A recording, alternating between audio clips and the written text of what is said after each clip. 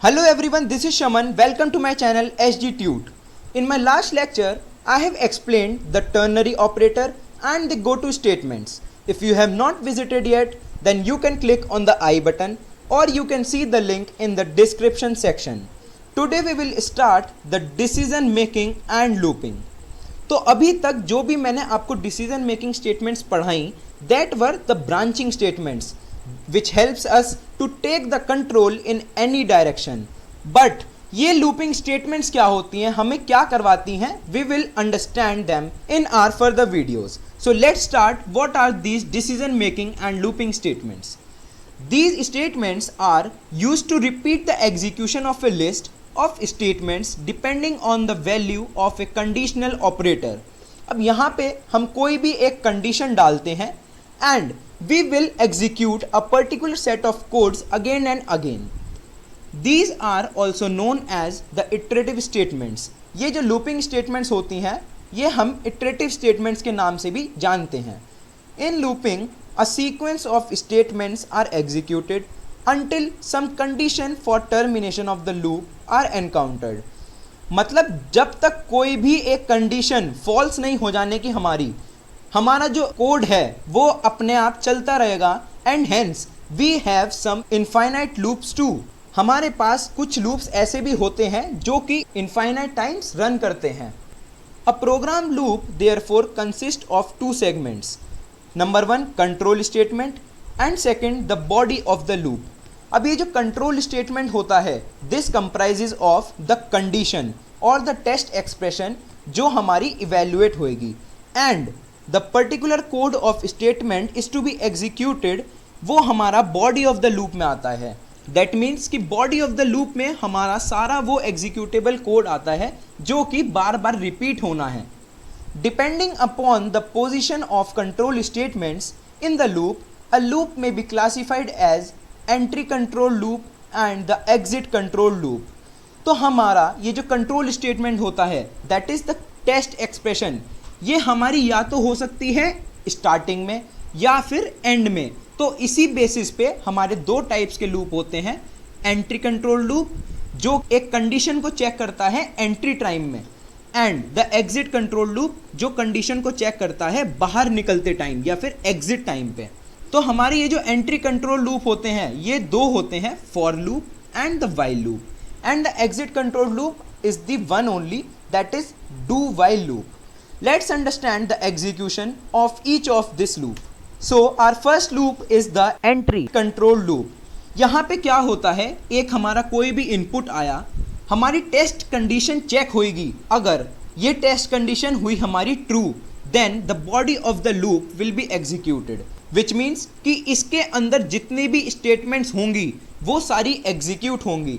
अब हमारा body of the loop में सारा एग्जीक्यूटेबल पार्ट आता है and it includes the updation section. That is हम कोई भी एक वेरिएबल की वैल्यू या तो इंक्रीज करवा दें या फिर डिक्रीज करवा दें या किसी भी एक वेरिएबल की वैल्यू किसी दूसरे में डाल दें. This we will understand while writing any program. और जब ये हमारा body of the loop execute हो जाएगा the control will directly jump to the test expression. वो वापस टेस्ट एक्सप्रेशन के पास आ जाएगा एंड अगेन कंडीशन चेक करेगा कि ट्रू है या फिर फॉल्स है. If our condition becomes true again, then the body of the loop will again executed and दोबारा हमारा कंट्रोल चला जाएगा टेस्ट एक्सप्रेशन के पास. ये हमारा काम जब तक होता रहता है हमारी कंडीशन ये जो है फॉल्स ना हो जाए. And hence we called that a loop is formed. ये जो भी हमारा प्रोसेस चल रहा है ये एक लूप ही तो कहलाएगा. बार बार हमारी कंडीशन चेक होती है, ये पूरा एग्जीक्यूट होता है कोड, वापस चले जाता है कंडीशन के पास, दोबारा कंडीशन चेक होती है एंड सो ऑन. तो जब तक हमारी ये कंडीशन टेस्ट एक्सप्रेशन फॉल्स ना हो जाए हमारा जो ये लूप है चलता ही रहेगा. And at the time when this condition becomes false हमारा जो कंट्रोल है वो अंदर जाएगा ही नहीं and it will directly jump to the statement X and will execute the following statements. तो ये था हमारा एक एंट्री कंट्रोल लूप का एग्जीक्यूशन प्रोसेस कि कैसे हमारा कोई भी एक लूप फॉर्म होता है. Next we have the exit control loop. तो एग्जिट कंट्रोल इसका नाम बता रहा है कि हमारी जो कंडीशन है वो एग्जिट टाइम पे चेक होएगी. तो हमारा कोई भी एक इनपुट आया जितनी भी हमारी स्टेटमेंट्स हैं इस बॉडी ऑफ द लूप में वो एग्जीक्यूट होंगी and at last the test expression will be checked. अगर हमारा यहाँ पे ये टेस्ट एक्सप्रेशन हुआ true, then the control will directly go to the body of the loop and फिर से यही सेम प्रोसेस चलता रहेगा जब तक हमारा जो कंडीशन है वो फॉल्स ना हो जाए। At the time the condition becomes false, the control will not go to the body of the loop, वो हमारा डायरेक्ट जंप कर जाएगा स्टेटमेंट x पे एंड जितने भी आगे स्टेटमेंट्स हैं उन्हें एग्जीक्यूट करवाएगा। So this is execution process of an exit control loop. अब बेसिकली हमें लूपिंग प्रोसेस में क्या क्या नीड होती है, किस किस चीज़ की हमें रिक्वायरमेंट होती है। Number 1, setting and initialization of test condition. हमें कोई भी एक ऐसी कंडीशन अप्लाई करनी होगी अपने प्रोग्राम में जिसके अकॉर्डिंग हमारा एक particular set of statement execute होगा। Next, the execution of body of the loop. अब कंडीशन तो हमने चेक कर ली, अगर ये हो गई ट्रू तो हमें एक पर्टिकुलर सेट ऑफ कोड चाहिए जो कि एग्जीक्यूट हो, वो सब हमारा आता है बॉडी ऑफ द लूप में। The third one is incrementing and decrementing the test condition.